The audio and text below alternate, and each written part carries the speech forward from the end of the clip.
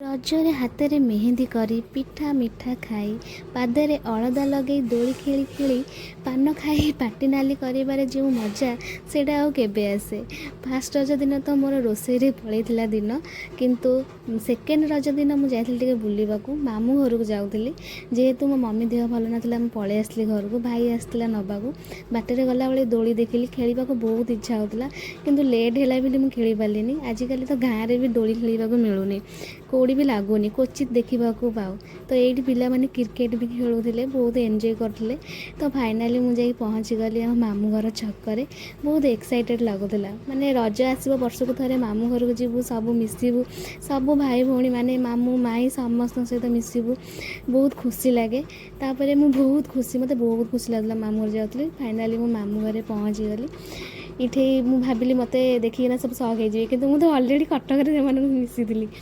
ଯେହେତୁ ଏଇଠି ଦେଖିଲି ସମସ୍ତେ ଏଇଠି ସଜବାଜ ହେଉଛନ୍ତି, ପହଞ୍ଚୁ ପହଞ୍ଚୁ ଏଇଠି ସବୁ ଅଳତା ଲଗାଉଛନ୍ତି। ଇଏ ଗୋଟେ ପିଲାଟା ତିନି ଚାରି ଥର ଖଣ୍ଡେ ସେ ହେୟାର ଷ୍ଟାଇଲ୍ ଚେଞ୍ଜ କରିସାରିଲାଣି। ଏଇଠି ମୋ ମାଇଁ ଆମର ଖାଇବା ପ୍ରିପାରେସନ୍ରେ ଲାଗିଥିଲେ, ମୁଁ ଏଇଠି ଦୋଳି ଖେଳୁଥିଲି। ତ ଖାଇବାକୁ ଡାକିଲେ, ଗାଳି ପଡ଼ିଲା ସେଦିନ ଉପରେ, ଖାଇବାକୁ ଯେହେତୁ ଡାକୁଥିଲେ ମାମା।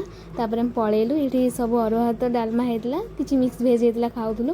ଏଇଠି ଛୁଆଙ୍କର ସାଧା ଯାଉନଥିଲା, ମୁଁ ଏଇଠି ଖାଇକି ଟିକେ ଶୋଇଥିଲି। ଏଇଠି ମୋ ଭାଇ ମୋ ସହିତ ଲାଗୁଥିଲା, ମାନେ ବହୁତ ହଇରାଣ କରୁଥିଲା, ମାରୁଥିଲା, କାଟୁଥିଲା।